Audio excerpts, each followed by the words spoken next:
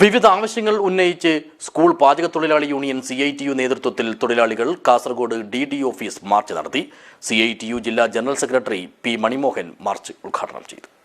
This news sponsored by ഗുണമേന്മയോട് കൂടിയ ഉൽപ്പന്നങ്ങൾ മിതമായ നിരക്കിൽ Sreekrishna hardwares MG road Kasaragod.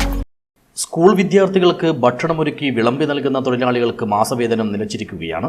ഇത് കൃത്യമായി നൽകുക, ജോലിഭാരം കുറയ്ക്കുക, 300 കുട്ടികൾക്ക് ഒരു പാചക തൊഴിലാളി എന്ന നിലയിൽ ക്രമപ്പെടുത്തുക, ശമ്പള കുടിശ്ശിക ഉടൻ വിതരണം ചെയ്യുക എന്നീ ആവശ്യങ്ങൾ ഉന്നയിച്ചുകൊണ്ടാണ് സ്കൂൾ പാചക തൊഴിലാളി യൂണിയൻ CITU നേതൃത്വത്തിൽ തൊഴിലാളികൾ കാസർകോട്ടെ DD ഓഫീസിലേക്ക് മാർച്ച് നടത്തിയത്.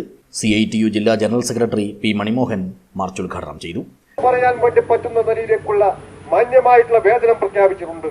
എന്നാൽ രാജ്യത്തിനകത്ത് പരിശോധിച്ച് നോക്കിയാൽ കേവലം ഒരു മാസം അധ്വാനിച്ചാൽ 1000 രൂപയ്ക്ക് താഴെ മാത്രമാണ് കൂലി ലഭിക്കുന്നത് എന്നുള്ള സാഹചര്യമാണ് രാജ്യത്തിനകത്ത് നിലനിൽക്കുന്നത്. വിവിധ BJP ഭരിക്കുന്ന, കോൺഗ്രസ് ഭരിക്കുന്ന സംസ്ഥാനങ്ങളിലൊന്നും ഈ പാചക തൊഴിലാളികളെ തിരിഞ്ഞു നോക്കുന്നതിന് വേണ്ടി തയ്യാറാവുന്നില്ല. ഇഷ്ടമുള്ള ആളുകളെ ഇഷ്ടമുള്ള സമയത്ത് അവരെ ജോലിക്ക് വെക്കുന്ന സാഹചര്യമാണ് ഉള്ളത്. ഒരേയാളെ തന്നെ സ്ഥിരമായി ജോലിക്ക് വെക്കുന്നതിന് വേണ്ടി തയ്യാറാകാത്ത സാഹചര്യം. കാരണം ആനുകൂല്യം നൽകേണ്ടതില്ല എന്നതിന്റെ ഭാഗമായിട്ടാണ്. എന്നാൽ നമ്മുടെ സംസ്ഥാനത്തിനകത്ത് ഭൂരിഭാഗം സ്കൂളിനകത്തും സ്ഥിരമായി ജോലി ചെയ്യുന്ന ആളുകളാണ് ഈ മേഖലക്കകത്തുള്ളത്.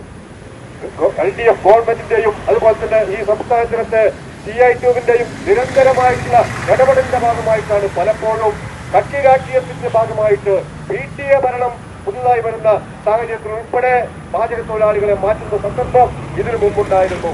എന്നാൽ അത്തരം സന്ദർഭങ്ങളിലെല്ലാം CITUവിന്റെ നേതൃത്വത്തിലുള്ള നിരന്തരമായിട്ടുള്ള ഇടപെടലിന്റെ ഭാഗമായിട്ട് ഇപ്പോൾ താൽക്കാലികമായിട്ടെങ്കിലും ഒരു സുസ്ഥിരത യാത്ര ജോലിയിലേക്ക് പോകുന്ന സാഹചര്യം നിലനിൽക്കുന്നു.